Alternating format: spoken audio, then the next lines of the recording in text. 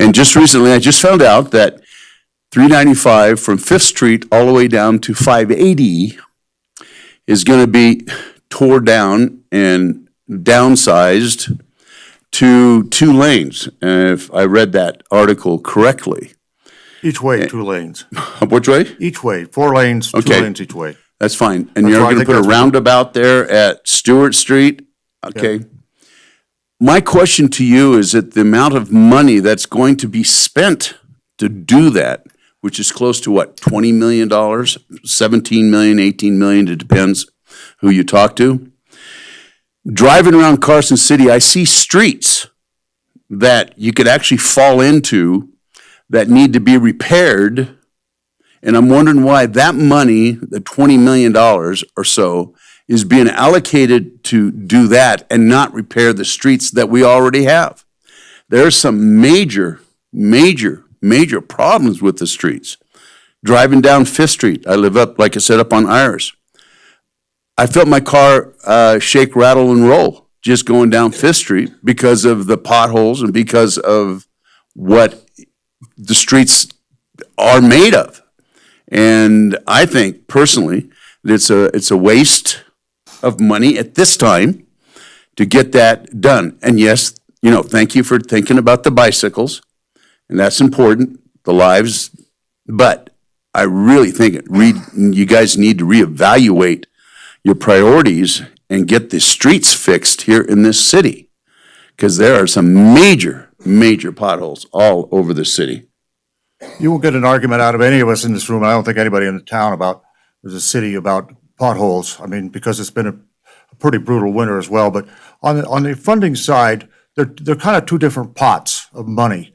And let me try to explain, and we've got the RTC folks here as well. The South Carson Street project is part of what's called a plan of expenditure, when we raised 1/8% sales tax that we used to finance the downtown urban core streetscape, complete streetscape, and Curry Street.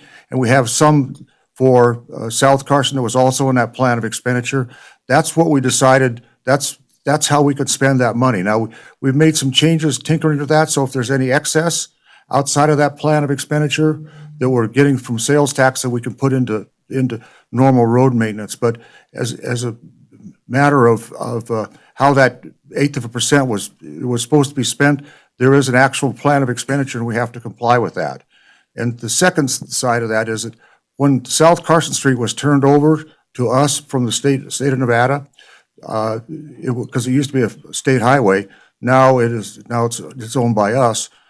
They also gave us just north of $5 million in order to do a complete street project, which is part of their agreement to turn over that street to us. So that's part of it. We also have another $7.5 million that came from the federal government for that complete street project. That's called a Tiger Grant. And we have additional monies that we have coming from the 1/8% sales tax, and we have some water and sewer funds because we'll be talking about water and sewer. We're 60% complete with the design analysis on South Carson Street. We anticipate getting that completed by the end of this year, but not by the end, shorter than that. But that's where the money's coming from. So while, we've tried to winkle out a little bit of money out of that plan of expenditure by saying, we're going to use whatever we can to help our streets.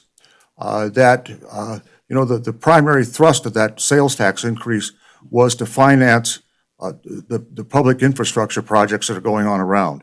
So that's how it came. They're kind of different pots. I just can't take that money that's raised by that 1/8% and then go out and do other things with it other than what we said we were going to do to it. Now, on the road maintenance, I'll let the RTC folks take that if you want to do that, Brad. Yeah, and this is, I think, a discussion that we can have offline. As the chair of the RTC, I'd be happy to sit down with you and go answer any of your questions. That would be great, because I have a lot of friends.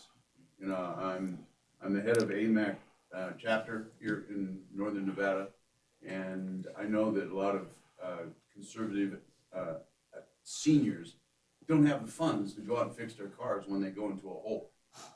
And so I think it's to me personally, it's a serious problem here in this state, and especially in Carson City. And we just need to be able to be aware that things are gonna get done. Yeah, there's a, if you know of a severe pothole that we're not attending to, take a picture of it, let us know. If you're on Carson Connect, you can let us know about it. Otherwise, I think our folks are out trying to look at all the potholes and do what we can to fix those right now. So, but if you know of another one, use Carson City Connect, or actually call the RTC and let them know, hey, there's a huge pothole. I know we did that at least a couple times when the storm was hitting. There was some real bad ones out on, I can't remember the street, we got right on that because that was a danger. We're aware of that. So Brad, I don't know if you want to. Lee, if you'll leave your contact information with the city manager, I'll contact you to set up a meeting. I would like to say too, though, that there was an opportunity for the citizens of Carson City to raise some revenue to help repair the roads a couple years back, 3 years ago, and it got voted down. So the citizens of Carson City are going to take some responsibility too for our lack of road maintenance. And that's some of the information that I'll share with you when we sit down. What we have is about an 80% deficit in needed revenue to be able to properly maintain our roads. It's a number that we can't even begin to overcome. So we are always looking for alternative methods and ways to stretch our dollars. All right, thank you for your time. Thank you, Leo. All right.